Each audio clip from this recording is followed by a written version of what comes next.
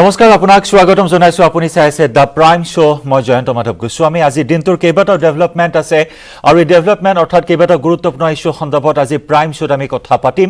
আৰু ইয়াৰ ভিতৰত আমি প্ৰথমে আহিছো সবাতোকৈ এটি ডাঙৰ খবৰ হেয়া হৈছে ভূ মাফিয়াৰ বিৰুদ্ধে আৰক্ষীৰ সৰ্বকালৰ সৰ্ববৃহৎ অভিযান মুখ্যমন্ত্ৰীৰ এটা নিৰ্দেশ আৰু এটা নিৰ্দেশৰ পিছতে যি অভিযান চলোৱা হ'ল এই অভিযানত এই পৰ্যন্ত 471 জনকৈ মাটিৰ দালালক আৰক্ষীয়ে জালত পেলাবলৈ সক্ষম হৈছে হয় এখন হিট লিষ্ট প্ৰস্তুত কৰিছে মুখ্যমন্ত্ৰী ডক্টৰ হিমন্ত বিশ্ব শৰ্মাই মাটিৰ দালালৰ এই হিট লিষ্ট আৰু এই হিট লিষ্ট ইতিমধ্যে প্ৰস্তুত কৰাৰ পিছতে মুখ্যমন্ত্ৰীৰ নিৰ্দেশ মৰ্মে সমগ্ৰ ৰাজ্যজুৰি অৰ্থাৎ ৰাজ্যৰ প্ৰত্যেকখন জিলাতে প্ৰায় প্ৰত্যেকখন জিলাতে অভিযান চলাই আৰক্ষীয়ে এটা নিশাৰ ভিতৰতে গ্ৰেপ্তাৰ কৰিবলৈ সক্ষম হৈছে 471 জনকৈ মাটিৰ দালালক ইতিমধ্যে আমি দেখিছো মুখ্যমন্ত্ৰী ডক্টৰ হিমন্ত বিশ্ব শৰ্মাৰ চৰকাৰে দায়িত্ব গ্ৰহণ কৰাৰ পিছতে ড্ৰাগছৰ বিৰুদ্ধে মাৰাথন অভিযান চলাইছে ড্ৰাগছৰ বিৰুদ্ধে আজিও অভিযান অব্যাহত আছে আজিও কোটি টকীয়া ড্ৰাগছ জব্দ কৰা হৈছে ড্ৰাগছৰ বিৰুদ্ধে এনকাউন্টাৰ অব্যাহত আছে চুৰাং গৰু সৰবৰাহকাৰীৰ বিৰুদ্ধে অভিযান অব্যাহত আছে আৰু এইবাৰ কিন্তু পাল পৰিছে ভূ মাফিয়াৰ হয় ভূ মাফিয়াৰ বিৰুদ্ধে এইবাৰ মাৰাথন অভিযান চলাব অসম চৰকাৰে আৰক্ষী প্ৰশাসনে কি পৰিকল্পনা আৰক্ষী প্ৰশাসনৰ এই ভূ মাফিয়াসকলৰ বিৰুদ্ধে যেহেতু আমি জনাইছো যে অসমৰ সৰ্বকালৰ সৰ্ববৃহৎ অভিযান হাতত লৈছে অসম আৰক্ষীয়ে 700 ভূ মাফিয়াৰ হিট লিষ্ট আৰু এই হিট লিষ্টৰ মাজৰ পৰা এই মুহূৰ্তলৈকে 4 শতাধিক অৰ্থাৎ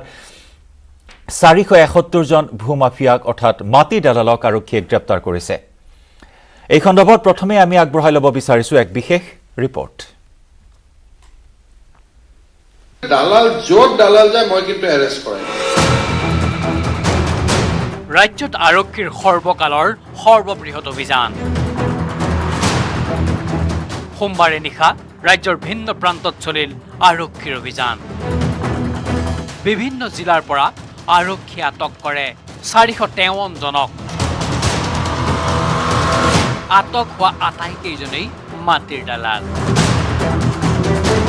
মুখ্যমন্ত্ৰী ডক্টৰ হিমন্ত বিশ্ব শৰ্মাৰ নিৰ্দেশত এনেদৰে ৰাজ্যৰ সকলো প্ৰান্ততে একে নিশাই মাটিৰ দালালৰ বিৰুদ্ধে চলিল আৰক্ষীৰ অভিযান মুখ্যমন্ত্ৰীগৰাকীয়ে কিছুদিন পূৰ্বে বসুন্ধৰা আঁচনি মুকলি অনুষ্ঠানত মাটিৰ দালালক গামোচা পিন্ধাই বিদায় দিবলৈ আহ্বান জনাইছিল ৰাজহ চক্ৰ বিষয়াসকলক যিবিলাক মাটিৰ দালাল জোট দালাল যায় মই কিন্তু এৰেষ্ট কৰাই মই অল সাৰ্কেল অফিচাৰক একদম ইন নো আনসাৰ্টেন টাৰ্মছ কৈছো যে মই চিফ মিনিষ্টাৰ থাকালৈকে মাটিৰ কাম দালালৰ হাতেদি হ'ব নোৱাৰিব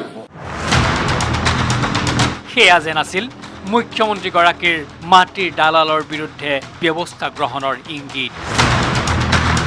সোমবাৰে নিশা মাটিৰ দালালৰ বিৰুদ্ধে আৰক্ষীৰ এই বৃহৎ অভিযানৰ পিছতে মুখ্যমন্ত্ৰীগৰাকীয়ে ক'লে 700 দালালৰ তালিকা প্ৰস্তুত কৰিছে আৰক্ষীয়ে গ্ৰেপ্তাৰ কৰা হ'ব সকলো মাটিৰ দালালকে চৰকাৰী কাৰ্যালয়ত বন্ধ হ'ব লাগিব দালাল ৰাজ আমাৰ হাতত 700 ব্যক্তিৰ নাম আছে আমি চেষ্টা কৰিম বাকিখিনিও আমি এৰেষ্ট কৰিব পাৰোঁ যদি আমি বেছি খান্দিব যাওঁ তেতিয়ালে হয়তো বহুত আন মানুহৰ নামো ওলাব সেইকাৰণে মই এটাই অনুৰোধ কৰিম সকলোকে বিশেষকৈ চৰকাৰী বিষয়াসকলক আপোনালোকে এই ধৰণৰ মানুহৰ লগত কথা বতৰা নাপাতিব এই ধৰণৰ মানুহৰ লগত যোগাযোগ নাৰাখিব দুখীয়া দৰিদ্ৰ মানুহৰ কাম আপোনালোকে কোনো মধ্যভোগী নোহোৱাকৈ কৰি দিব মাটিৰ দালালৰ বিৰুদ্ধে ৰাজ্যজুৰি চলা অভিযানত বৰপেটাত 42 জন মৰিগাঁৱত 27 জন ধুবুৰীত 20 জন ডিব্ৰুগড়ত 18 জন বজালীত 17 জন নগাঁৱত 16 জন গোৱালপাৰাত 11 জন বিশ্বনাথত 17 জন হাইলাকান্দিত 12 জন শিৱসাগৰত 5 জন দেৰগাঁৱত 6 জন কৰিমগঞ্জত 16 জন শোণিতপুৰত 9 জন যোৰহাটত 10 জন মাটিৰ দালালক আটক কৰা হয় মৰিগাঁৱত আজি নিশা মৰিগাঁও আৰক্ষীয়ে এক অভিযান চলাই 27 জনকৈ দালালক ইতিমধ্যে কয়েকটোক আটক কৰিছে আৰু তেখেতসকলক সোধপোছ অব্যাহত ৰাখিছে কৰিমগঞ্জ আৰক্ষীয়ে ইতিমধ্যে 12 গৰাকী মাটিৰ দালালক আটক কৰিছে আৰু যোৱা নিশা গোটেই নিশা কিন্তু অভিযান চলিছে কৰিমগঞ্জ জিলাৰ বিভিন্ন ঠাইত একেদৰে ৰঙিয়াৰ পৰা 5 জন শিলচৰৰ পৰা 5 জন চিৰাঙৰ পৰা 5 জন ছয়গাঁৱৰ পৰা 20 জন পলাশবাৰীৰ পৰা 6 জন জাগিৰোডত 3জন, দবকাত 3জন আৰু বোকাখাটত 4জন মাটিৰ দালালক আটক কৰা হয়। ৰঙিয়া আৰু কমলপুৰ আৰক্ষীয়ে অভিযান চলাই 6গৰাকীকৈ মাটিৰ দালালক কৰায়ত্ব কৰিবলৈ সক্ষম হৈছে। তাৰ ভিতৰত এগৰাকী কমলপুৰ সমষ্টিৰ ব্লক মণ্ডলৰ উপসভাপতি লগতে আন 5গৰাকী দালালক সোধপোছ জেৰা অব্যাহত ৰাখিছে। গুৱাহাটীৰ বশিষ্ঠ লালুংগাঁও বৰাগাঁৱতো সোমবাৰে নিশা চলিল আৰক্ষীৰ অভিযান। সোধা পোছাৰ বাবে দিছপুৰ থানাই আটক কৰে 3টা দালালক। জনসাধাৰণৰ চকু মেল খাব বুলি আমি ভাবোঁ আৰু ইয়াৰে বাকীখিনিও যিখিনি মানুহ ইয়াত ক'ৰবাত বিভিন্ন বিভাগত আপুনি যিটো ক'লে জড়িত হৈ আছে সম্ভৱতঃ তেওঁলোকে এই কাৰ্যৰ পৰা বিৰত থাকিব। इन्फॉर्मेशन था कि ये सब सर्कल ऑफिसेस में माटी का दलाली करते हैं, तो उसके बेसिस पे एक ओवरनाइट ऑपरेशन में ये सब लोग पिकअप हुए हैं। ড্ৰাগছ সৰবৰাহকাৰীৰ বিৰুদ্ধে ৰাজ্যজুৰি চলা অভিযানৰ পিছত এনেদৰে মুখ্যমন্ত্ৰী ডক্টৰ হিমন্ত বিশ্ব শৰ্মাৰ নিৰ্দেশত এইবাৰ মাটিৰ দালালৰ বিৰুদ্ধে ৰাজ্যজুৰি চলিছে আৰক্ষীৰ অভিযান। Bureau report, news 18 Assam north east.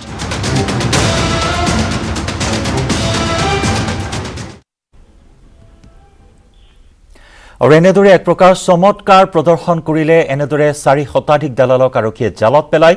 আৰু এই সন্দৰ্ভত আমি যোগাযোগ স্থাপন কৰিছোঁ আমাৰ নগাঁৱৰ সাংবাদিক নীলোৎপল বৰাৰ সৈতে। নীলোৎপল, যিয়ে চমক সৃষ্টি কৰিলে, যি চমৎকাৰ প্ৰদৰ্শন কৰিলে, এক বৃহৎ সংখ্যক ভূমাফিয়াক আৰক্ষীয়ে জালত পেলালে। ইতিমধ্যে 700জনীয়া হটলিষ্ট আছে মুখ্যমন্ত্ৰীৰ তালিকাত। গতিকে তেনেস্থলত এই চমৎকাৰ আগলৈ অব্যাহত থাকিবনে নাই, কি পৰিকল্পনা আছে অসম আৰক্ষীৰ এই ক্ষেত্ৰত? ভূমাফিয়াক সম্পূৰ্ণৰূপে উৎখাত কৰিব পাৰিবনে নাই এই অভিযানেৰে? বিভিন্ন প্ৰশ্ন এই মুহূৰ্তত উত্থাপিত হৈছে। আৰু তাৰ সমান্তৰালকৈ কাৰ আশীৰ্বাদ পুষ্ট হৈ ইমান দিনে এই দৌৰাত্মা অব্যাহত ৰাখিছিল ভূমাফিয়াসকলে, সেই আশীৰ্বাদ পুষ্ট ৰৌ বৰালীসমূহো জালত পৰিবনে নাই, এইসমূহ প্ৰশ্ন এইখিনি মুহূৰ্তত উত্থাপিত হৈছে। হয়, নিশ্চয় জয়ন্ত দাসে ক'ব লাগিব যে আজি পুৱা বুলি ক'লে ভুল কৰা হ'ব। যোৱা নিশাৰে পৰা দেখুৱাব গৈছিলে যে দালাল ৰাজৰ বিৰুদ্ধে ব্যাপক অভিযান চলিছিলে সমগ্ৰ অসমতে। আৰু নগাঁৱতে ব্যতিক্ৰম নহয়, নগাঁও জিলাতো 22জনকৈ মাটিৰ দালালক আটক কৰিছে আৰক্ষীয়ে। কিন্তু তাতে ক'ব লাগিব যে যি অভিযান চলিছে সেই অভিযানৰ প্ৰতি সকলোৱে সমৰ্থন আগবঢ়াইছে, কাৰণ সাধাৰণ লোক যথেষ্ট ক্ষতিগ্ৰস্ত হৈছিলে, ৰাইজ যথেষ্ট দালাল ৰাজৰ ৰাইজ যথেষ্ট ক্ষতিগ্ৰস্ত হৈছিলে। কিন্তু এটা কথা ক'ব লাগিব যে বিগত সময়ছোৱাত যি এই দালালসকলে কাৰ আশীৰ্বাদ পুষ্ট হৈ পেলাই ইমান যি তেওঁলোকে এনেধৰণৰ দুৰ্নীতি সংঘটিত কৰিব পাৰিছিলে, সেয়াও এক বৃহৎ প্ৰশ্ন। সেই কথা যদি আমি চাবলৈ যাওঁ, এই ক্ষেত্ৰত কিন্তু ৰাজপত্ৰিত বিষয়াসকলক কিন্তু ধৰাতলকি পাত নহয়। মণ্ডলসকলৰ ওপৰতো সন্দেহ আছে, বিভিন্ন মণ্ডলে সুযোগ দিয়াৰ কথা আহি পৰিছে, বিভিন্ন মণ্ডলৰ বিৰুদ্ধে অভিযোগ উঠিছে। আৰু কেৱল মাত্ৰ ৰাজহ চক্ৰ বিষয়াৰ কাৰ্যালয়তে দুৰ্নীতি চলা নাই। যদি আমি চাওঁ, দালাল ৰাজ কিন্তু পৰিবহণ বিষয়াৰ কাৰ্যালয়তে হওক বা চাব ৰেজিষ্টাৰ অফিচতে হওক বা বিভিন্ন কাৰ্যালয়ত, যিসমূহ কাৰ্যালয়লৈ সাধাৰণ লোকে নিজৰ কাম লৈ যায়, সেইসকলে কিন্তু সেই কাৰ্যালয়সমূহত একাংশ মধ্যভোগী থাকে। আৰু যিহেতু আজিকালি দেখিবলৈ পোৱা গৈছে দুৰ্নীতি নিবাৰণ শাখাই ব্যাপক অভিযান চলায়, গতিকে বিষয়াসকলে বা কৰ্মচাৰীসকলে পোনপটীয়াকৈ কেতিয়াও এনেধৰণৰ তেওঁলোকে উৎকোচ গ্ৰহণ নকৰে। তাৰ পৰিৱৰ্তে তেওঁলোকে কিছু মধ্যভোগীক নিয়োগ কৰে, যাৰ পৰিপ্ৰেক্ষিতত ৰাজ্যত দালাল ৰাজ বাঢ়িছে। আৰু এইসকল ভূমাফিয়া বিগত সময়ছোৱাত তেওঁলোকে যথেষ্ট সম্পত্তি আহৰণ কৰিছিলে, যাৰ পৰিপ্ৰেক্ষিতত তেওঁলোকে বিভিন্ন বিষয়াক মেনেজ কৰি ৰাখিবলৈ সক্ষম হৈছিলে। আৰু সেয়ে তেওঁলোক ৰাজনৈতিকভাৱে শক্তিশালী হৈ পৰিছিলে। আৰু বৰ্তমান যিগৰাকী অসমৰ মুখ্যমন্ত্ৰী, তেখেতে যি দালাল ৰাজ যি শেষ কৰাৰ যি হুংকাৰ দিছে, তাৰ অংশস্বৰূপে দেখিবলৈ পোৱা গৈছে যে আজি অসমৰ বিভিন্ন প্ৰান্তত অভিযান চলিছে। যোৱা নিশাৰে পৰা অসমৰ বিভিন্ন জিলাত অভিযান চলিছে। নগাঁও জিলাতে 22জনকৈ দালালক গ্ৰেপ্তাৰ কৰা হৈছে। আটাইতকৈ ডাঙৰ কথাটো হৈছে যে কেইবাগৰাকী চৰকাৰী গাঁওবুঢ়াক, 2গৰাকী চৰকাৰী গাঁওবুঢ়াক নগাঁৱত গ্ৰেপ্তাৰ কৰা হৈছে। আৰু নগাঁৱৰে চাহাবুদ্দিন নামৰ আন এগৰাকী গাঁওবুঢ়া, চৰকাৰী গাঁওবুঢ়া, তেওঁ ইতিমধ্যে পলায়ন কৰিছে। আৰু এই গাঁওবুঢ়া যিসকলক গ্ৰেপ্তাৰ কৰিছে, তেওঁলোকৰ হাতৰ পৰা চৰকাৰী চিলমোহৰে হওক বা বিভিন্ন ধৰণৰ এই দালালসকলৰ হাতৰ পৰা চৰকাৰী চিলমোহৰ বা চৰকাৰী নথিপত্ৰ উদ্ধাৰ কৰাইছে। ক'ৰ পৰা তেওঁলোকে এইসমূহ পালে, সেয়াও প্ৰশ্নৰ বিষয়। গতিকে এটা ক'ব লাগিব যে কেৱল মাত্ৰ এই দালালসকলকে দোষাৰোপ কৰিলে নহ'ব, ইয়াৰ অন্তৰালত কিন্তু ৰাজপত্ৰিত বিষয়া জড়িত হৈ আছে, চক্ৰ বিষয়া কাৰ্যালয়ৰ বিভিন্ন কৰ্মচাৰী জড়িত হৈ আছে, মণ্ডল জড়িত হৈ আছে। সকলোৱে কিন্তু একেলগে এই দুৰ্নীতি সংঘটিত কৰি আহিছিলে। আজি দালালসকল ধৰা পৰিছে, ইয়াৰ পিছৰ পৰ্যায়ত হয়তো ৰাজপতিত বিষয় ধৰা পৰিব পাৰে, মণ্ডল ধৰা পৰিব পাৰে আৰু বিভিন্ন ধৰণৰ কৰ্মচাৰী যিসকলে এই দালালজক প্ৰশ্ৰয় দি আহিছিলে তেওঁলোকো কিন্তু কেতিয়াও ধোঁৱাতলৈকে বাদ হ'ব নোৱাৰে, তেওঁলোকৰ বিৰুদ্ধে ব্যৱস্থা গ্ৰহণ হ'ব লাগে, সেয়া কিন্তু ৰাইজে বিচাৰিছে। জয়ন্ত। নিশ্চয় সেয়া ৰাইজে বিচাৰিছে। অনাগত সময়তো ৰাইজে সমগ্ৰ অভিযান সন্দৰ্ভত দৃষ্টি ৰাখিব, কিয়নো এই অভিযান ইয়াতে যাতে অন্ত নপৰক, এই চমক যাতে ইয়াতে অন্ত নপৰক, আগলৈও এই ৰৌ বৰালীসকলকো জালত পেলাওক আৰু সম্পূৰ্ণৰূপে এই দালাল চক্ৰৰ যি প্ৰভুত্ব সেই প্ৰভুত্ব উৎখাত কৰক। অসমৰ ৰাইজে দৃষ্টি ৰাখিব এই সৰ্ববৃহৎ অভিযানৰ ওপৰত, অসম আৰক্ষীয়ে গ্ৰহণ কৰা এই অভিযানৰ ওপৰত। নীলোৎপল, বিদায় জনাইছোঁ আপোনাক এই মুহূৰ্তত। আৰু এনেদৰেই আৰক্ষীয়ে আজি অভিযান চলাই, যোৱা নিশাৰ পৰা অভিযান চলাই অসমৰ প্ৰায় প্ৰতিখন জিলাৰ পৰাই 4 শতাধিক দালালক জালত পেলাইছে। এতিয়া সকলোৰে প্ৰশ্ন দৃষ্টি থাকিব যে আগন্তুক সময়তো এনেকুৱা ধৰণৰ অভিযানত আৰু বহু ৰৌ বৰালী জালত পৰিব আৰক্ষীৰ।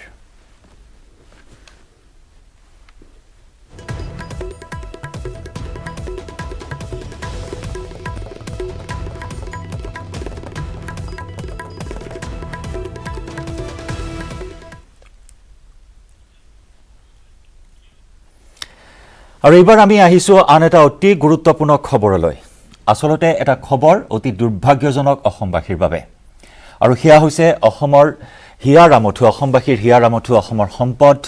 ভাৰত ৰত্ন সুধাকণ্ঠ ডক্টৰ ভূপেন হাজৰিকাৰ এটা অমৰ সৃষ্টি, এটা কালজয়ী গীত। এই কালজয়ী গীত, এই অমৰ সৃষ্টিক লৈ সৃষ্টি হৈছে বিতৰ্কৰ। ই চৰম অপমানজনক সুধাকণ্ঠৰ বাবে, ই চৰম অপমানজনক অসমবাসীৰ বাবে। হয়, এটা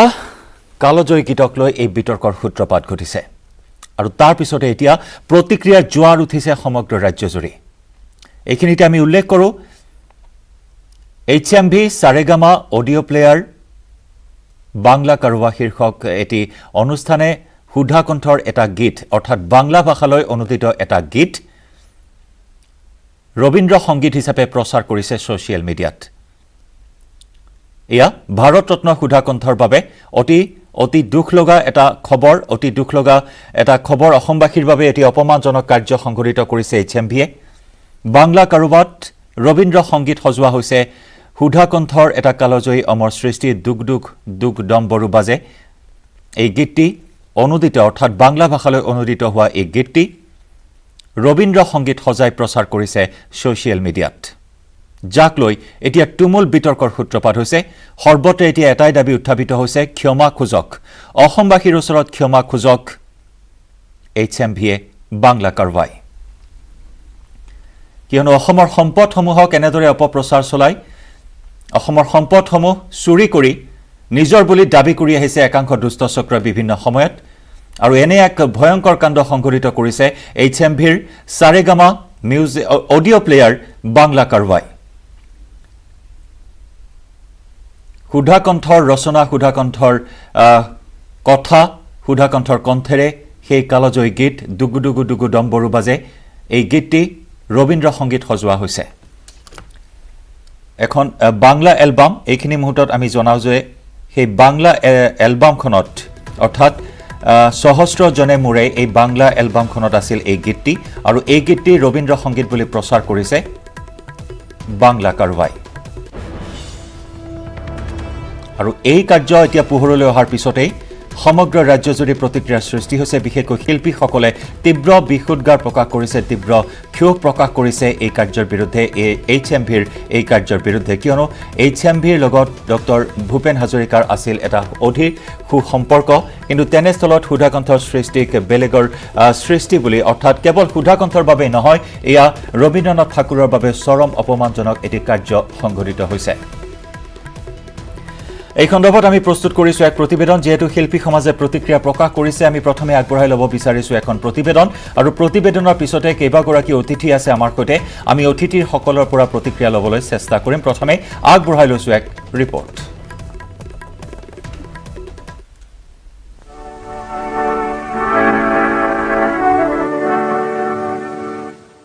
সুধাকণ্ঠ ডক্টৰ ভূপেন হাজৰিকাই ৰচনা কৰা এটা কালজয়ী গীত।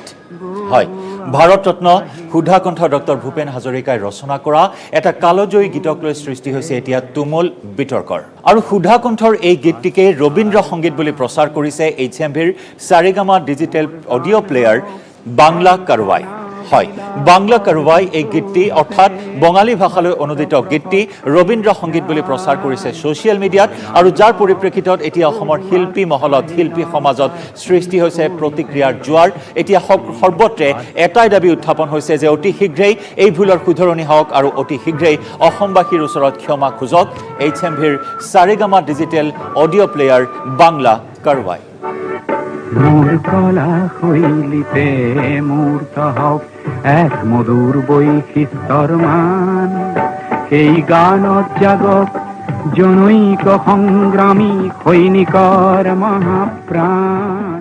সুধাকণ্ঠৰ এই অমৰ সৃষ্টি অৰ্থাৎ বাংলা ভাষালৈ অনুদিত হোৱা এই গীতটি ইতিমধ্যে ৰবীন্দ্ৰ সংগীত বুলি প্ৰচাৰ হোৱাৰ বিৰুদ্ধাচৰণ কৰিছে অসমৰ শিল্পীসকলে প্ৰতিক্ৰিয়া প্ৰকাশ কৰিছে বিশিষ্ট শিল্পী লোকনাথ গোস্বামীয়ে এইটো যেটো হৈছে এটো কি কাৰণে হৈছে মইতো ধৰিব পৰা নাই গতিকে যদি এটো ইচ্ছাকৃত তেতিয়াহ'লে এটো ডাঙৰ ভুল কৰিছে পিছৰ মানুহখিনিয়ে যদি গম কৰিছে এটো ভুল হৈছে আৰু যদি এটো নজনাকেই কৰিছে তেতিয়াহ'লে এইটো শুধৰাব লাগে এই ভুলটো শুধৰাব লাগে আৰু এই ইচ্ছাকৃতই হওক বা অনিচ্ছাকৃতই হওক এই ভুলটোৰ বাবে ভূপেন হাজৰিকাৰ প্ৰতিয়েই মৰণোত্তৰ ভাৱে হ'লেও ক্ষমা খুজিব লাগে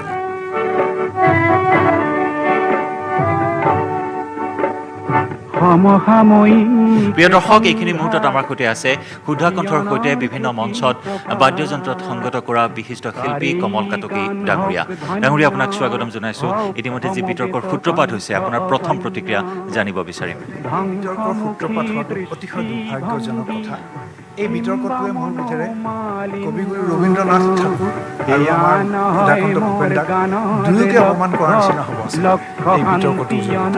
কাৰণ এই গীতটিৰ ৰচনা মূল গীতটি আছিলে দুখ দুখ দুখ দুখ ডম্বৰু মেঘে বজাই ডম্বৰু এই গীতটি আছিলে 1954ৰ ৰচনা কিন্তু ৰবীন্দ্ৰনাথ ঠাকুৰৰ মহাপ্ৰয়াণ হৈছিলে 1941ত অৰ্থাৎ কবিগুৰু ঢুকুৱাৰ 13 বছৰৰ পিছৰ এইটো হ'ল ভূপেন দাৰ ৰচনা গতিকে এই গীতটি কেনেকৈ ৰবীন্দ্ৰ সংগীত হ'ব পাৰে মই একো ধাৰণা কৰিব পৰা নাই আৰু এই গীতটি যিটো শব্দচা সৰুদৈ আইদৈ কি হ'ল সৰুকণত বহিবৰ মন গ'ল লেঠা হ'ল এই ধৰণৰ শব্দবিলাক অসমৰ চহা জনজীৱনৰ লগত যুগ যুগ ধৰি সম্পৰ্কিত হৈ আহিছে গতিকে এই কথা আৰু ভূপেন দাৰ যিটো ধাৰা মানে গীত ৰচনাৰ যিটো ধাৰা সৰু সৰু গাঁৱৰে সৰুকণ হতৰে সৰু সৰু ঘৰবোৰ কপে এই যিটো ষ্টাইল যেনেকৈ আৰু এটা গীতত পাব নতুন নিমাতি নিয়ৰৰে নিশা জীৱন জিলিকা জোনা কৰে নিশা এই ধৰণৰ যিটো গীতি সাহিত্যৰ ষ্টাইল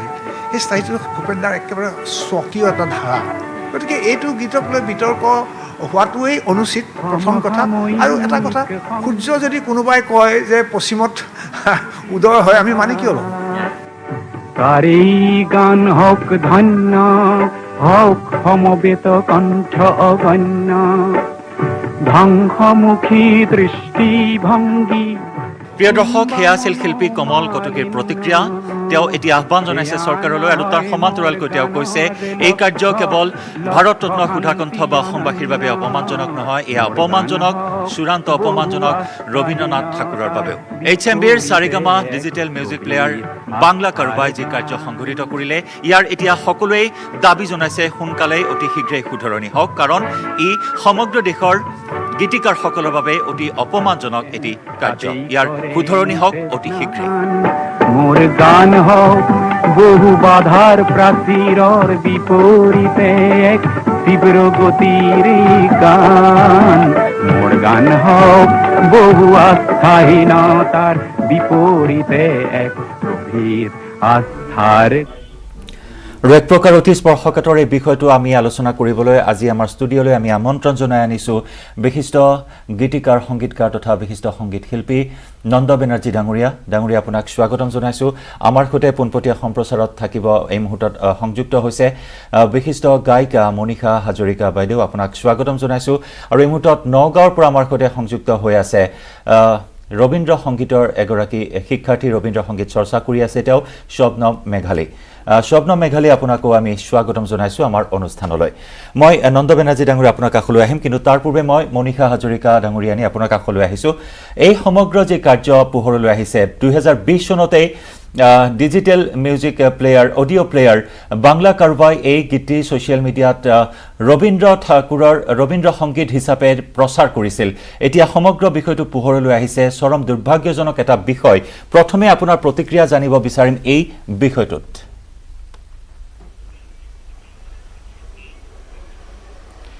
না জয়ন্ত মই প্ৰতিক্ৰিয়া হিচাপত যদি জানিব খোজা মই আচলতে যোৱাকালি আমাৰ যোৱাকালিলৈকে মই একোৱে মন দিব পৰা নাছিলো কিন্তু জয়ন্ত হাজৰিকাদেৱৰ জন্মদিন আছিলে যিহেতুকে কিন্তু কাৰণ আজি মই অনুৰাধা শৰ্মা পূজাৰীয়ে মোক আজি লিংকটো পালো মোক লিংকটো পঠালে আচ্ছা লিংকটো পালো লিংকটো পাই পেলাই মই লগে লগে এটু মই হেৰি কৰিলো লিংকটো পাই পেলাই মই লগে লগে কলকাতাত ফোন কৰিলো কলকাতালৈ ফোন কৰি পেলাই মই গম পালো যে মই শংকৰাচৰণ বন্দ্যোপাধ্যায় মোৰ বন্ধু মানুহ তেখেতে আজকালত কাম কৰে আজকালৰ ডাঙৰ সাংবাদিক মই কথাটো সুধিলো তেখেতক যে এনেকুৱা এটা কথা হৈছে এইটো কলকাতাৰ কোনো ৰিপাৰ্কেশ্যন হোৱা নাই নেকি এনেকুৱা কথাটো তেখেতে ক'লে যে নহয় না আপুনি পঠিয়াই দিয়কচোন মোক বুলি ক'লে আপুনি পাঠিয়ে দিন আমাকে তো দৈনিক অসমৰ সম্পাদক ডাঙৰীয়াও মোক যোৱাকালি ফোন কৰি কৈছে এইটো যে এইটোতো বাইদেউ আপোনালোকে কি বুলি ভাবিছে কি কৰা যায় এইটো তে মই কি কৰিলো মই তেখেতক সুধিলো যে এইটো কি কেনেকুৱা ধৰণে মানে এইটো সলভ কৰা যায় কি হৈছে কি বস্তুটো আচলতে তেতিয়া তেখেতে মোক আৰু দুটা লিংক পঠালে এটা হ'ল শানৰ আধুনিক গান আৰু এটা পংকজ মল্লিক বহু ডাঙৰ বৰেণ্য শিল্পী তেখেতে এই পংকজ মল্লিকৰ চণ্ডীপাঠ কিন্তু সেই দুটাৰ আগতেও এনেকে আজি কাৰবাত ৰবীন্দ্ৰ সংগীত বুলি পেলাই এড এটা গৈ আছে তো এই এডটোৰ কাৰণে প্ৰত্যেকখন তেওঁলোকে যি কেইখন কাৰবা এতিয়া মানে বজাৰলৈ উলিয়াই দিছে তাতে সকলোতে এই এডটো গৈ আছে গতিকে কৰবাত এটা জয়ন্ত মোৰ এনেকুৱা লাগিছে যে ভুল বুজাবুজি হৈছে আৰু এইটোৰ বিষয়ত যদিও বা এইটো অলপ গ্যাপটো লাগিছিলে নহলে এনেকুৱা লাগিছে যেন কাৰবাত ৰবীন্দ্ৰ সংগীত বুলি লগে লগে ভূপেন্দাৰ গান আহিছে কাৰবা ৰবীন্দ্ৰ সংগীত বোলা লগে শানৰ গান বাজিছে শ্ৰেয়া ঘোষালৰ গান বাজিছে সেইটো অলপমান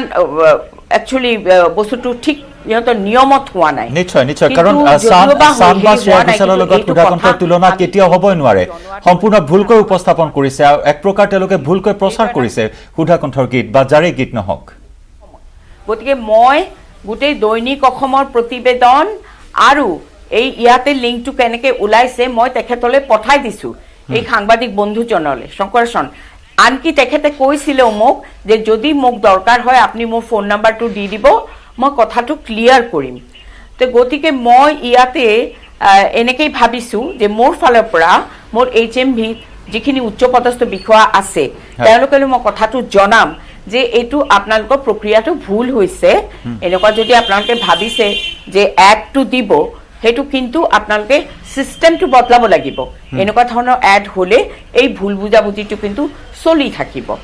গতিকে মোৰ ইয়াতে এতিয়া বৰ্তমান মই এইখিনি কথা জনাৰ পিছত মোৰ কোনো মন্তব্য মই দিব পাৰা নাই কিন্তু এটাই কথা মই নিশ্চয় HMV-লে অহাকালিলৈ চিঠি লিখিমেই হয় কিন্তু এই ক্ষেত্ৰত কিন্তু শিল্পী সমাজে প্ৰত্যেক ক্ষমা খোজাৰো দাবী উত্থাপন কৰিছে এই সন্দৰ্ভত আপুনি কি ক'ব HMV-ক যেহেতু আপুনি জনাইছে যে পত্ৰ লিখিব তেওঁলোকে বিজ্ঞাপনৰ নামত এনেদৰে সুধাকণ্ঠৰ গীতক ৰবীন্দ্ৰ সংগীত সজাই প্ৰচাৰ কৰিছে গতিকে তেনেস্থলত ক্ষমা খোজাৰ ক্ষেত্ৰত আপুনি কি প্ৰতিক্ৰিয়া প্ৰকাশ কৰিব নহয় ক্ষমা যদি প্ৰয়োজন হয় তেওঁলোকে ক্ষমা খুজিব কিন্তু তেওঁলোকে বস্তুটো কি ধৰণে হ্যান্ডেল কৰে আগতে সেই বস্তুটো আমি চাই ল'ব লাগিব তেখেতসকলক ভুলটো হৈছে ভুলটো প্ৰথমতে আঙুলিয়াই দিব লাগিব এইটোতো এটা ভুল যিটো মই বুজিলো আৰু মই কথা পাতিও বুজিলো কলকাতাৰ লগতে কথা পাতিলোঁ মই HMB এতিয়াতো গধূলি হৈ গ'ল HMB লগতে মই কথা পাতিব পৰা নাই মই কালি কথা পাতিম গতিকে তেতিয়াহে মই আচল কথাটো বুজি পেলাই তেতিয়া যি ৰাইজে যিটো হেৰি লয় সংবিধান যিটো কৰিব খোজে সেইটো মতে সকলোৱে যিখিনি লিখা পঢ়া কৰিব এইখিনি তেওঁলোকে পঠাব লাগিব HMB যে আমাৰ ৰাইজ ক্ষুব্ধ হৈছে যে আমাৰ ৰাইজ ঠিক পোৱা নাই তেওঁলোকে কেনেকৈ বস্তুটো হেণ্ডেল কৰে প্ৰথমতে সেইটো আমি জানি ল'ব লাগিব আগতে নিশ্চয় হয় ডাঙৰীয়ানী আপুনি আমাৰ সৈতে সংযুক্ত হৈ থাকক এগৰাকী বিশিষ্ট গায়িকাই নহয় সুধাকণ্ঠ ভূপেন হাজৰিকা সাংস্কৃতিক ন্যাসৰ সৈতে ওতঃপ্ৰোতভাৱে জড়িত হৈ আহিছে মনীষা হাজৰিকা ডাঙৰীয়ানী বাইদেৱে যেহেতু সাংস্কৃতিক ন্যাসৰ এগৰাকী সক্ৰিয় কৰ্মী অৰ্থাৎ মূল ব্যক্তি হিচাপে তেওঁ এইখিনি প্ৰতিক্ৰিয়া প্ৰকাশ কৰিছে আমাৰ আগত বাইদেউ আপুনি সংযুক্ত হৈ থাকক আমাৰ সৈতে কিছু সময় পুনৰ আপোনাৰ কাষলৈ আহিম ষ্টুডিঅ'ত আছে নন্দ বেনাৰ্জী ডাঙৰীয়া আমি নন্দ বেনাৰ্জী ডাঙৰীয়াৰ পৰা এই সন্দৰ্ভত সবিস্তাৰে জানিবলৈ চেষ্টা কৰিম তাৰ সমান্তৰালকৈ নগাঁৱলৈ যাম নগাঁৱৰ পৰা আমাৰ সৈতে আছে শবনম মেঘালী আমি কথা পাতিম কিন্তু তাৰ পূৰ্বে আমি ল'ব লাগিব এটি সমূহ বাণিজ্যিক বিৰতি আঁতৰি নাযাব চাই থাকক the prime show' Maithan steel ইমান ষ্ট্ৰং যে 20% কমকৈ লাগে ষ্ট্ৰং আৰু বুদ্ধিয় মাইথান নিৰ্মাণৰ মানদণ্ড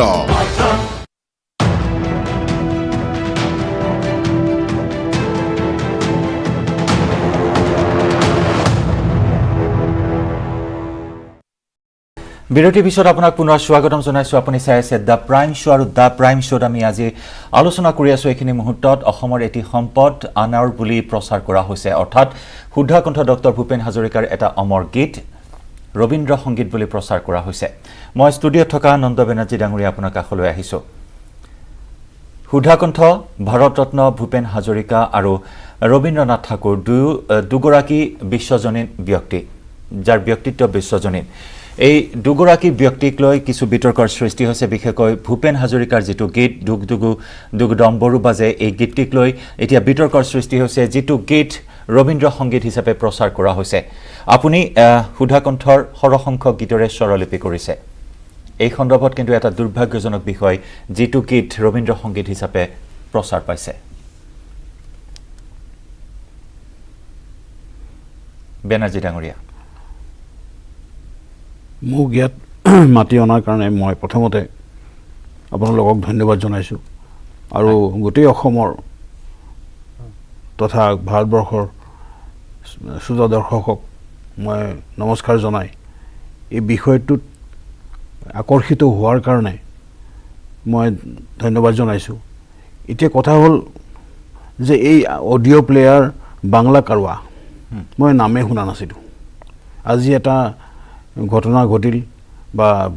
মানে মই কালি শুনিছোঁ মুখ্যতা প্ৰসাদ বৰঠাকুৰে মোক জনাইছিলে তেওঁ এজন বিশেষ ব্যক্তি এই শিল্পী জগতত তেওঁ মোক ক'লে এনেকৈ আপুনি শুনিছে নেকি এইটো কথা মই শুনা নাই মই ব্যস্ত আছিলোঁ তেতিয়া এই কথাটো শুনি আহি মই ৰবীন্দ্ৰ সংগীত যিমান কিতাপ আছে মোৰ সেই গোটেইখিনি চালোঁ এটা এটাকৈ চাইছোঁ ক'ৰবাত কিবা আছে নেকি ক'ৰবাত কিবা শব্দ আছে নেকি সোমাই থকা মই নাপালোঁ নাপাই পিছত নগাঁৱলৈ মই ফোন কৰিলোঁ আমাৰ শবনম মেঘালীলৈ যে তুমি অলপ চাই দিয়া শবনম মেঘালীয়ে ক'লে যে নাই এইটো অলপ সময় ৰৈ চাই কৈছে নহয় এইটো ৰবীন্দ্ৰ সংগীত হ'বই নোৱাৰে ইয়াত এনেকুৱা ৰবীন্দ্ৰ সংগীত নাই এতিয়া কথা হ'ল এই আজিকালি অলপ ভুলকৈ কথা কৈ মানুহ পপুলাৰ হয় বা চেনেলবিলাক পপুলাৰ হয় এই ধৰণৰ যিবিলাক অডিঅ' চেনেল আছে এই ব্যৱসায়টো তেওঁলোকে কৰিব বিচাৰিছে নেকি নে ভুল হৈ গৈছে যদি ভুল হৈ গৈছে তেওঁলোকে ক্ষমা খোজক আৰু যদি এইটো কৰোঁ বুলি কৰিছে তেতিয়াহ'লে তাৰ প্ৰতিবাদ হ'ব লাগে আৰু প্ৰতিবাদ এনেকৈ হ'ব লাগে গোটেই অসম যাতে জোকাৰি যায় আৰু তাৰ কাৰণে মই ছাত্ৰ সন্থাৰ পৰা যুৱ ছাত্ৰ পৰিষদ আনকি মই আলফালৈকো মই আহ্বান জনাইছোঁ এইটোৰ প্ৰতিবাদ কৰক সকলোৱে যিমান মানুহ আছে অসমৰ সকলোৱে এইটোৰ প্ৰতিবাদ কৰক এনেকুৱা কাম যাতে তেওঁলোকে আৰু নকৰে আৰু এইটো কাৰ ভুলৰ কাৰণে হৈছে সেই মানুহজন তেওঁলোকে উলিয়াই দিয়ক আৰু এইটো আমাৰ মিঠু বৌয়ে কোৱাৰ দৰে মনীষা হাজৰিকা বৌয়ে কোৱাৰ দৰে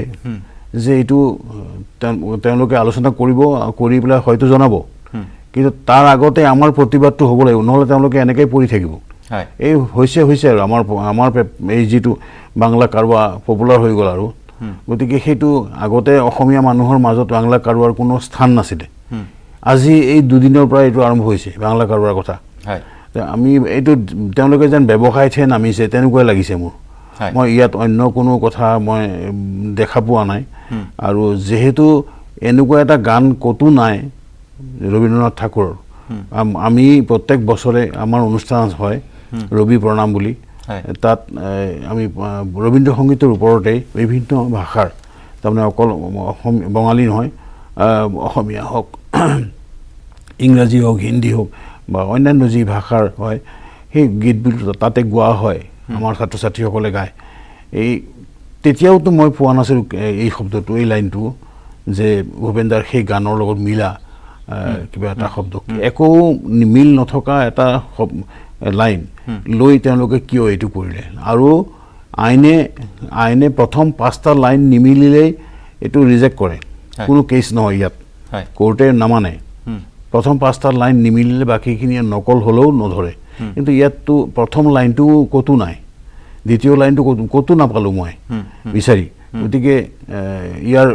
এটা বিচাৰ হ'ব লাগে আৰু বিচাৰটো ঠিক কি ধৰণে হ'ব লাগে সেইটো ৰাইজে ঠিক কৰক অকল শিল্পীসকলে নহয় গোটেই ভাৰত অসমৰ ৰাইজ ইয়াত মানে ইয়াত মত দিয়ক মতামত দিয়ক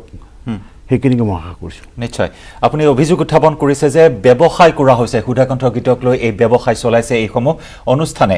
বিশেষকৈ ইউটিউব চেনেলত এনেকুৱা ধৰণৰ অনুষ্ঠানৰ পৰিভৰ দেখিবলৈ পোৱা যায় কিন্তু এটা আগশাৰীৰ অনুষ্ঠানে এনেকুৱা ধৰণৰ কাম কৰাটো অতি গৰিহণাযোগ্য আৰু ইয়াৰ বাবে প্ৰতিবাদ হ'ব লাগে বুলি নন্দ বেনাৰ্জী ডাঙৰীয়াই উল্লেখ কৰিছে মই মণিকা হাজৰিকা ডাঙৰীয়ানে পুনৰবাৰ আপোনাৰ কাষলৈ আহিছোঁ ইতিমধ্যে আপুনি কৈছে যে কাইলৈ HMBৰ সৈতে আপুনি কথা পাতিব কিন্তু বিজ্ঞাপনৰ কথা আপুনি জনাইছে শান বা শ্ৰেয়া ঘোষালৰ গানতো তেওঁলোকে সেই বিজ্ঞাপন প্ৰকাশ কৰিছে কিন্তু শান বা শ্ৰেয়া ঘোষালৰ লগত সুধাকণ্ঠৰ কোনো পৰ্যায় তুলনা কৰিব নোৱাৰো যেহেতু আপুনি সাংস্কৃতিক ন্যাসৰ এগৰাকী মূল ব্যক্তি গতিকে এই ক্ষেত্ৰত দায়িত্ব থাকিব গতিকে এই বিজ্ঞাপন সস্তীয়া বিজ্ঞাপনৰ বাবে কিয় বদনাম কৰা হ'ল বা অপমান কৰা হ'ল সুধাকণ্ঠক গতিকে এই ক্ষেত্ৰত ভৱিষ্যত প্ৰজন্মৰ বাবে এটা ভুল বাৰ্তা নাযাবনে এনেকুৱা ধৰণৰ সস্তীয়া বিজ্ঞাপনৰ জৰিয়তে জয়ন্ত মই যেটো বুজিছোঁ সেইটোৱে মই কৈছোঁ কাৰণ মই শুনিলোঁ মই বুজিছোঁ সেইটোৱে মই কৈছোঁ যে তেওঁলোকৰ ভুল ডেফিনেটলি হৈছে কিন্তু ভূপেন দা বুলি বা অন্য কোনো তাৰ জুনিয়ৰ শিল্পী বুলি মই কথাটো কোৱা নাই কথাটো হৈছে যে সেই এক্টটো তাহাঁতৰ প্ৰচাৰিত যিকোনো কাৰবাৰ লগতে তেওঁলোকে এইটো প্ৰয়োগ কৰিছে কিন্তু সেইটো কথা এই কাৰণে ভুল হয়েছে যে প্ৰত্যেকজনেই ভাবিব যে আৰে ৰবীন্দ্ৰসঙ্গীত বলি কোয়াৰ লগে লগে অমুকৰ গান বাজিছে ৰবীন্দ্ৰসঙ্গীত কোয়াৰ লগে লগে ভূপেনদাৰ গান বাজিছে ৰবীন্দ্ৰসঙ্গীত কোয়াৰ লগে লগে হয়তো হেমন্ত মুখোপাধ্যায়েৰ নিচিনা ডাঙৰ মানুহৰ গান বাজিব পাৰে লতা মংগেশকৰৰ দৰে শিল্পীৰ গান বাজিব পাৰে সেইটো বস্তু তেওঁলোকক ডেফিনেটলি ভুল হৈছে সেই ভুলটো প্ৰথমতে আঙুলিয়াই দিব লাগিব আঙুলিয়াই দিয়াৰ পিছত তেওঁলোকে বস্তুটো কেনেকে হ্যান্ডেল কৰে সেইটো বস্তু আমি জানি ল'ব লাগিব তাৰ পিছতেহে আমি কিবা এটা মানে নেগেটিভ চিন্তা কৰিব পাৰোঁ কিন্তু তাৰ আগতে আমি ইমান নেগেটিভ নহয় কাৰণ ৰবীন্দ্ৰনাথ ঠাকুৰতো বিশ্ববৰেণ্য শিল্পী আৰু ভূপেন দাক কলকাতাৰ বাসীয়ে যিমান মৰম কৰে জয়ন্ত যিমান শ্ৰদ্ধা কৰে তাৰ কোনো তুলনাই নাই এইটো এটা সাৰেগামা HMB সাৰেগামা এটা কোম্পানীহে এই কোম্পানীৰ কোনোবাই এই বস্তুটো এনেকুৱা ধৰণে সোমাই দিছে কিন্তু সোমোৱাটোও তাহাঁতৰ প্লেচমেণ্টটো ভুল হৈছে এনেকুৱা প্লেচমেণ্ট হ'লে এনেকুৱা ধৰণৰ ভুল বুজাবুজি হ'বই সেইটো হ'ব নালাগে সেইকাৰণে মই কৈছোঁ যে মই কালি ভালকৈ তেওঁলোকৰ লগত কথা পাতিম আৰু অলৰেডি মই আজকালৰ সাংবাদিকক কৈ দিছো কথাটো তেখেতেও কৈছে যে তাতে কি পেপাৰৰ প্ৰতিবেদন ওলাইছে আপুনি আমালে পঠাই দিয়ক মই পঠাই দিছো অলৰেডি দৈনিক অসমত যিখিনি মোৰ হাতত পৰিলে সেইখিনি মই অলৰেডি পঠাই দিলো গতিকে তেওঁলোকে ইয়াৰ পৰা সাংবাদিকসকলেও নিশ্চয় ইয়াৰ এটা যোগ্য এটা প্ৰত্যুত্তৰ দিব বুলি পালে মোৰ ধাৰণা গতিকে মই এতিয়া বৰ্তমান আজিৰ দিনটোত মই আৰু ইয়াতকৈ বেছি আকৌ ক'ব নোৱাৰোঁ জয়ন্ত মই চাওঁ মই ভুলটো আঙুলিয়াই চাওঁ যে তেওঁলোকে কি ধৰণে বস্তুটোকে হেৰি কৰে মিটমাট কৰে নিশ্চয় নিশ্চয় ভূপেন হাজৰিকা সাংস্কৃতিক ন্যাসৰ মূল ব্যক্তি হিচাপে এইখিনি দায়িত্ব নিশ্চয় আপোনালোকৰ আছে গতিকে দৃষ্টি ৰাখিব অসমবাসীৰ ৰাইজেও এই ভুল কিন্তু কোনেও সহজভাৱে মানি ল'ব পৰা নাই ইয়াৰ কিন্তু শুধৰণি অতি শীঘ্ৰে বিচাৰিছে অসমৰ ৰাইজে ধন্যবাদ বাইদেউ এইখিনি সময় আপুনি আমাক দিয়াৰ বাবে আমি পৰৱৰ্তী সময়ত আপোনালোকৰ সৈতে পুনৰ আমি যোগাযোগ স্থাপন কৰিম মই স্বপ্নম মেঘালী আপোনাৰ কাষলৈ যাম কিন্তু পুনৰ সময় হৈছে এটি বাণিজ্যিক বিৰতিৰ পিছতেই স্বৰবিন্যাস বা স্বৰলিপি সন্দৰ্ভত বা বৈশিষ্ট্য সন্দৰ্ভত ৰবীন্দ্ৰনাথ ঠাকুৰ আৰু সুধাকান্তৰ গানৰ বৈশিষ্ট্য সন্দৰ্ভত বিভিন্ন আৰু বহু কথা পাতিম স্বপ্নম মেঘালী আছে আমাৰ সৈতে ষ্টুডিঅ'ত থাকিব নন্দ বেনাৰ্জী ডাঙৰীয়া তাৰ পূৰ্বে লৈছো আন এটি বাণিজ্যিক বিৰতি মাইথান ষ্টিল ইমান ষ্ট্ৰং যে 20% কমকৈ লাগে ষ্ট্ৰং আৰু বুধিয় মাইথান নিৰ্মাণৰ মানদণ্ড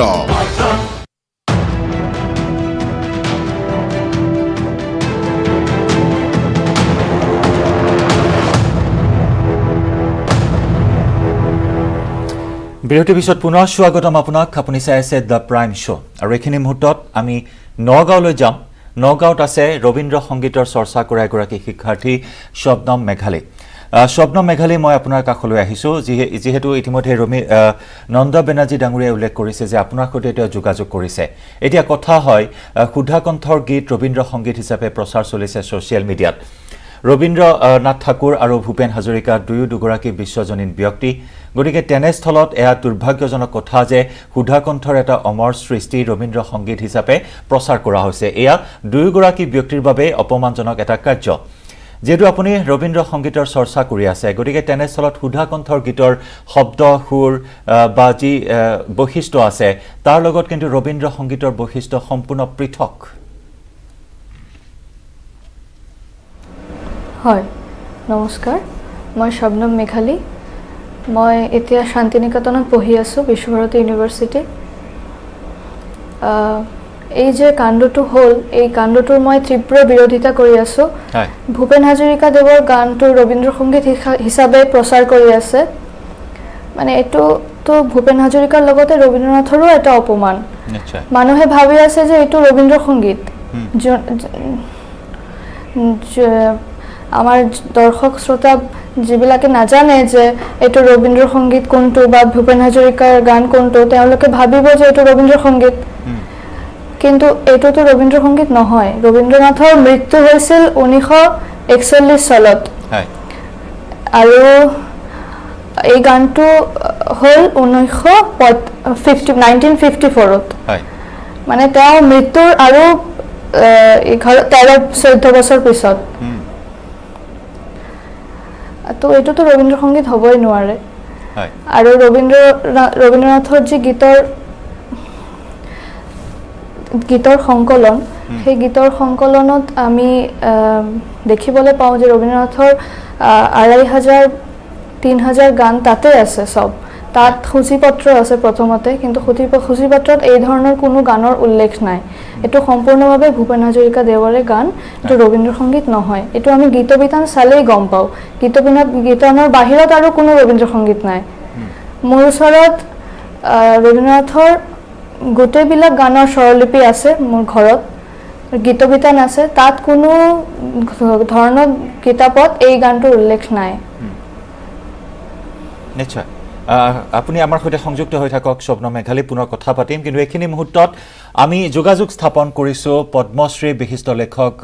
সূৰ্য হাজৰিকা ডাঙৰীয়াৰ সৈতে ডাঙৰীয়া আপোনাক স্বাগতম জনাইছোঁ এটা গীতক লৈ বিতৰ্কৰ সূত্ৰপাত হৈছে ইতিমধ্যে আপুনিও অৱগত হৈছে সেই বিষয়টোক লৈ দুগুদুগু ডম্বৰু বাজে এই গীতটিৰ যদি বেকগ্ৰাউণ্ডৰ কিছু কথা আপুনি আমাক জনায় যিটো গীত ৰবীন্দ্ৰ সংগীত হিচাপে ছ'চিয়েল মিডিয়াত প্ৰচাৰ কৰিছে বাংলা কাৰৱাই আপুনি সেই গীতটোৰ যিহেতু 1954 চনত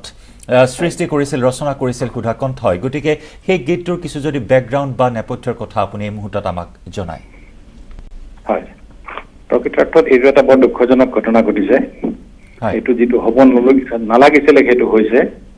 এই গীতটো ভূপেন হাজৰিকাদেৱে আমেৰিকাৰ পৰা যেতিয়া ঘূৰি আহিছিলে সেইখিনি সময়তে গীতটোৰ পৰিকল্পনা কৰিছিলে আৰু অসমলৈ অহাৰ পিছত 1954 চনত সেই গীতটো সম্পূৰ্ণ কৰিছিলে আৰু সেইখিনি সময়ত ভাৰতীয় গণনাট্য সংঘৰ যিটো অসম শাখা তেতিয়া এই গীত তাত পৰিৱেশন কৰিছিলে আৰু ইতিমধ্যে তেওঁৰ কণ্ঠত এইটো বাণীবদ্ধ হৈছে গতিকে এই গীতটো ৰবীন্দ্ৰনাথ ঠাকুৰৰ নহয় এইটো আৰু নতুনকৈ ক'বলগীয়া কথা নাই এইটো কেৱল ভূপেন হাজৰিকাৰ ক্ষেত্ৰতে নহয় দুইজন ৰবীন্দ্ৰনাথ ঠাকুৰ আৰু ভূপেন হাজৰিকাৰ কাৰণে এইটো অপমানজনক হৈছে গতিকে মই ভাবোঁ যে এই বস্তুটো যিটো প্ৰক্ৰিয়াৰ যোগেদি হৈছে তেওঁলোকে নিশ্চয় শাস্তি পাব লাগে আৰু এই ক্ষেত্ৰত মোৰ আৰু এটা ক'বলগীয়া আছে যে যিসকল অসমতে হওক বা বংগদেশতে হওক ৰবীন্দ্ৰনাথক লৈ যিসকল বিশেষজ্ঞ হিচাপে বা বিজ্ঞ হিচাপে পৰিচিত হৈছে তেখেতসকলেও এই ক্ষেত্ৰত মাত মতাটো উচিত কাৰণ ৰবীন্দ্ৰনাথ ঠাকুৰৰ নোহোৱা গীত এটাক ৰবীন্দ্ৰনাথৰ নামেৰে গোৱাইছে বা কৈছে পৰিচয় কৰাই দিছে এইটো ৰবীন্দ্ৰনাথৰ বিষয়ে শ্ৰদ্ধা চৰ্চা কৰা সকলেও কিন্তু চিন্তা কৰিব লাগে আৰু ইয়াৰ প্ৰতিবাদ কৰিব লাগে আৰু মই ভাবোঁ যথাশীঘ্ৰে এইটো তাৰ পৰা মুচিব লাগে আৰু আনহাতে যিহেতু ইতিমধ্যে আজি ভালেমান দিন ধৰি গীতটো ৰবীন্দ্ৰনাথৰ গীত বুলি প্ৰচাৰ হৈছে তাৰ কাৰণে তেওঁলোকে স্পষ্টীকৰণ দি পেলাই ক্ষমা প্ৰাৰ্থনাৰ সৈতে স্পষ্টীকৰণ দি এইটো এটা শুদ্ধিকৰণ কৰিব লাগে পাব্লিকৰ মাজত আৰু এই প্ৰসংগতে মই আকৌ এটা কথা ক'ব বিচাৰিছোঁ যে কেৱল মাত্ৰ এই ডুব ডুব ডুব ডুব ডম্বৰু গীতটোৱে নহয় ভূপেন হাজৰিকাদেৱৰ ভালেমান সংখ্যক গীত যিহেতু তেওঁ বংগীয় ভাষাত ৰূপান্তৰ কৰি তাত পৰিৱেশন কৰিছিল সেই ৰূপান্তৰ কৰোতাসকলৰ কিছুৱে ভূপেন দাৰ গীতসমূহ বাংলা ভাষালৈ অনুবাদ কৰোঁতে হয়তো দুটা চাৰিটা শব্দ তাত লগাইছে নিজাববীয়াকৈ সেইবুলি সেই গীতটো তেওঁলোক চৰ্চা হ'ব নোৱাৰে ইতিমধ্যে আমাৰ দৃষ্টিগোচৰ হৈছে শিৱদাস বন্দ্যোপাধ্যায়ে যিসমূহ গীত ৰূপান্তৰ কৰিছিলে তাৰ বেছিভাগ গীততে সেয়া তেখেত গীতিকাৰ হিচাপেই তাত লিপিবদ্ধ কৰিছে আৰু ইতিমধ্যে তেখেতৰ নামত এখন গ্ৰন্থও প্ৰকাশ পাইছে সেই গ্ৰন্থখনো মই ভাবোঁ যে আমাৰ অসমৰ পঢ়ুৱৈ সমাজ বা বংগৰ পঢ়ুৱৈ সমাজেও এইটোৰ বিচাৰ বিবেচনা কৰিবলৈ এটা শুদ্ধিকৰণ কৰিব লাগে কাৰণ নহ'লে অদূৰ ভৱিষ্যতলৈ এতিয়া আমি বহুত কথা জানো বা এতিয়া এইটো বহুত কথা আমি কৈছোঁ কিন্তু বংগীয় সমাজৰ মাজত যিবিলাক গ্ৰন্থ প্ৰকাশ হৈছে তাত কিন্তু তেওঁলোকৰ এতিয়া প্ৰজন্মৰ মানুহে নাজানিব এইটো গীত আচলতে ভূপেন দাৰ ৰচনা নে তাৰ এই ৰূপান্তৰ কৰোতাসকলৰ ৰচনা অতি দুৰ্ভাগ্যজনকভাৱে এটা গীতৰ কথা প্ৰসংগ আনিব বিচাৰিছোঁ এইটো হ'ল ভূপেন দাৰ সৰ্বজনপ্ৰিয় গীত মানুহে মানুহৰ বাবে এইটো বাংলা ভাষাত অনুবাদ হৈছে মানুষ মানুষেৰ জন্য কিন্তু তাত বিভিন্ন গ্ৰন্থত এই গীতটোৰ অনুবাদক বুলি নহয় পেলাই গীতিকাৰ হিচাপে শিৱদাস বন্দ্যোপাধ্যায়ৰ নাম উল্লেখ কৰিছে নিশ্চয় দুৰ্ভাগ্যজনক এইটো দুৰ্ভাগ্যজনক এনেকে আৰু ভালেমানখিনি তেনেকুৱা গীত আছে মই এটি যাযাবৰ গীতটোৰ অনুবাদ কৰিছে আমি গতিকে এনেধৰণৰ যিসমূহ গীত তেওঁলোকৰ তাত হৈছে এইসমূহৰো এটা ঠিক প্ৰতিবাদ নহয় এইটো আচলতে প্ৰতিবাদ হ'বলগীয়া বিষয়ে নহয় এইটো এটা লজ্জাজনক কথা গতিকে তাৰ সমাজেও বংগীয় সমাজেও বা যিসকল ভূপেন্দ্ৰ গুণমুগ্ধ সমাজ আছে তাত তেওঁলোকে নিশ্চয় এই কথাবিলাক জানে গতিকে এইটো তেওঁলোকৰ ফালৰ পৰা আচলতে শুদ্ধিকৰণ কৰিব লাগে মই ভাবোঁ আৰু মই ভাবোঁ যে আৰু এটা কথা ভূপেন দাৰ গীতসমূহৰ যিবিলাক বাংলা ৰূপান্তৰ হৈছে সেই বাংলা ৰূপান্তৰৰ বিষয়বিলাক ইয়াত কিন্তু বহু ধৰণে চৰ্চা হোৱা নাই গীতবিলাক শুনিছে গীতবিলাক শুনি শ্ৰোতা ৰাইজে খুব ভাল পাইছে কিন্তু তাৰ বেকগ্ৰাউণ্ডত কাৰ কাৰ নাম কি ধৰণে সন্নিৱিষ্ট হৈ আছে এই বিষয়সমূহ আচলতে পুংখানুপুংখভাৱে পৰ্যালোচনা কৰাও মই ভাবোঁ আমাৰ মানুহৰ কাৰণে এটা কৰ্তব্য নিশ্চয় গতিকে এই বিষয়টোক আমি ধিক্কাৰ দিছোঁ যে যিটো এনেকুৱা ধৰণৰ ঘটনা হৈছে আৰু এইটোত আমাৰ কেৱল মাত্ৰ অসমীয়া মানুহৰ কাৰণে কাৰণ ভূপেন হাজৰিকা কেৱল অসমীয়া মানুহৰ কাৰণে এজন গায়ক বা গীতিকাৰ নহয় ভূপেন হাজৰিকা এজন সমগ্ৰ ভাৰতবৰ্ষ তথা পৃথিৱীৰ কাৰণে গায়ক বা গীতিকাৰ গতিকে কোনো গীতিকাৰৰ পৃথিৱীৰ যিকোনো এজন গীতিকাৰৰ নিজৰ সৃষ্টিক আনৰ সৃষ্টি বুলি পেলাই ঘোষণা কৰাটো বা সেইধৰণে লিপিবদ্ধ কৰাটো অন্যায়জনক গতিকে কেৱল অসমতে নহয় এইটো ভাৰতবৰ্ষৰ বা পৃথিৱীৰ সমাজে এইটোক ধিক্কাৰ দিব লাগে নিশ্চয় আৰু ইয়াক কোনোপধ্যেই সহজভাৱে মানি ল'ব পৰা এটা বিষয় নহয় কেতিয়াও নহয় নিশ্চয় ধন্যবাদ জ্ঞাপন কৰিছোঁ সূৰ্য হাজৰিকা ডাঙৰীয়া এইখিনি প্ৰতিক্ৰিয়া আপুনি প্ৰকাশ কৰাৰ কাৰণে আৰু এনেদৰে এতিয়া সৰ্বতে এটা দাবী উত্থাপিত হৈছে এই ভুলসমূহৰ শুধৰণি অতি শীঘ্ৰেই কৰা হওক কিয়নো ভৱিষ্যত প্ৰজন্মৰ বাবে ভুলৰ ওপৰত ভুল বাৰ্তা যাব ই অতিকৈ এটা অপমানজনক অন্যায়সূচক এটা কাৰ্য সংঘটিত হৈছে আৰু ইয়াৰ শীঘ্ৰেই শুধৰণি হওক তাৰেই দাবী এই মুহূৰ্তত সৰ্বত্ৰে উত্থাপিত হৈছে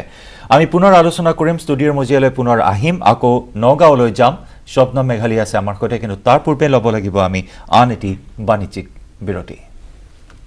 মাইথান ষ্টীল ইমান ষ্ট্ৰং যে 20% কমকৈ লাগে। ষ্ট্ৰং আৰু বুধিয় মাইথান নিৰ্মাণৰ মানদণ্ড।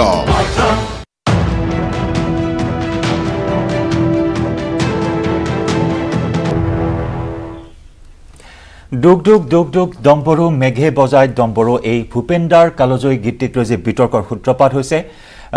ইউটিউবত সাৰেগামা বেংগলীয়ে যিটো গীত আপলোড কৰিছে বাংলা ভাষাত অনুদিত সেই গীতটি ৰবীন্দ্ৰ সংগীত বুলি প্ৰচাৰ কৰিছে। মই বেনাৰ্জী ডাঙৰীয়া পুনৰ আপোনাৰ কাষলৈ আহিছোঁ। কেৱল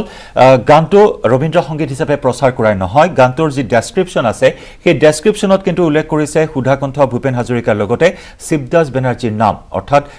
কথা লিৰিচিষ্ট হিচাপে ভূপেন দাৰ লগতে শিৱদাস বেনাৰ্জীৰ নামো তেওঁলোকে উল্লেখ কৰিছে। এয়াও অতি দুৰ্ভাগ্যজনক এটা বিষয়। নিশ্চয় এই গীতিকাৰ এজন বেলেগ মানুহ,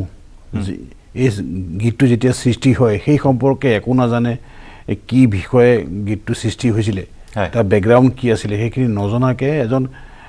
অনুবাদক তেওঁ গীতিকাৰ হৈ গ'ল। আৰু লগতে ৰবীন্দ্ৰনাথ ঠাকুৰৰ নিচিনা এজন বিশ্ববৰেণ্য মানুহ, কবি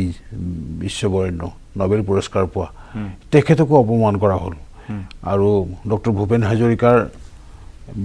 ভাৰত ৰত্ন ডক্টৰ ভূপেন হাজৰিকাক এইটো কিবা আঘাত কৰিবলৈ কৰা নিচিনা হ'ল নে কি, এয়া জানি বুজি হ'ল নে নজনাকৈ হ'ল, এইখিনি কথাতে আমাৰ খুব দুখ লাগিছে। আৰু ৰবীন্দ্ৰনাথ ঠাকুৰৰ নামটো তাতে নাহি অন্য কাৰোবাৰ নামো আহিব পাৰিলেহেঁতেন। এনেকৈ কৰিলে যাতে খুব বস্তুটো চেঞ্চিটিভ হৈ যায়, মানে খুব মানুহৰ মনত ৰিয়েকশ্যন হয় প্ৰত্যেকটা কথা। তাৰপিছত তাৰ ব্যৱসায়িক যিটো মুনাফা সেইটো তেওঁলোকে লৈছে, মই সেইটো বুলিয়েই ভাবোঁ। ইয়াত আৰু বেলেগ কথা নাই, মই ভুল হৈছে বুলি মই নাভাবোঁ। মিঠুৱে যিটো কৈছে সেইটো ভুলো হ'ব পাৰে, কিন্তু ভুল কৰিব দি তাৰপিছতে আকৌ শুধৰণি হয়, ইতিমধ্যে বিজনেছটো হৈ যায়গৈ যিখিনি কৰিব লাগে। গতিকে এতিয়া আমি ইয়াৰ প্ৰতিবাদ কৰাই কথা। আৰু লগতে আমি বেয়া পাইছোঁ, আমিতো বেয়াই পাইছোঁ আমাৰ যে এটা সাৰেগামাৰ নিচিনা, মই সাৰেগামাৰ লগত জড়িত হৈ আছিলোঁ, বহুত কাম কৰিছোঁ সাৰেগামাৰ, বিভিন্ন কাম কৰিছোঁ। তো এই সাৰেগামাৰ লগত মই HMBৰ লগত মই অকণমান জড়িত আছিলোঁ, কিন্তু আজি এই সাৰেগামাৰ বিপক্ষে কথা ক'বলৈ মই বেয়াও পাইছোঁ। তেওঁলোক খুব ভাল, তেওঁলোকে বহুত কৰিছে, ভূপেন দাৰ কাৰণে বহুত কৰিছে। ভূপেন দাক মাজে মাজে যিবিলাক চেক দিছিলে সেইখিনি ভূপেন দাৰ কাৰণে বহুত দৰকাৰী হৈছিলে, আৰু খুব ভালকৈ হিচাপ কৰি তেওঁলোকে পে'মেণ্টটো কৰিছিলে। সেই সাৰেগামাৰ বিপক্ষে মই আজি কথা ক'ব লগা হৈছে। এইটো কথাটো হ'ল কি, নতুন চামক হয়তো একেবাৰে নতুন চাম, যিসকলে সংস্কৃতিৰ লগত জড়িতই নহয়, তেনেকুৱা মানুহক এই সাৰেগামা এৰি দিয়া হৈছে, যিটো কাৰণে আজি এইটো আমি শুনিবলৈ পালোঁ। স্বপ্ন মেঘালী, শেষত চমুকৈ কি ক'ব আপুনি? একদম চমুকৈ। মই এটা কথা ক'ব বিচাৰোঁ যে গানটো কিন্তু এবছৰ আগতে আপলোড কৰা হৈছে ইউটিউবত, ৰবীন্দ্ৰ সংগীত বুলি, 2020 চনতে। হয়, নিশ্চয় 2020 চনতে এবছৰ আগৰ পৰাই প্ৰচাৰ কৰা হ'ল।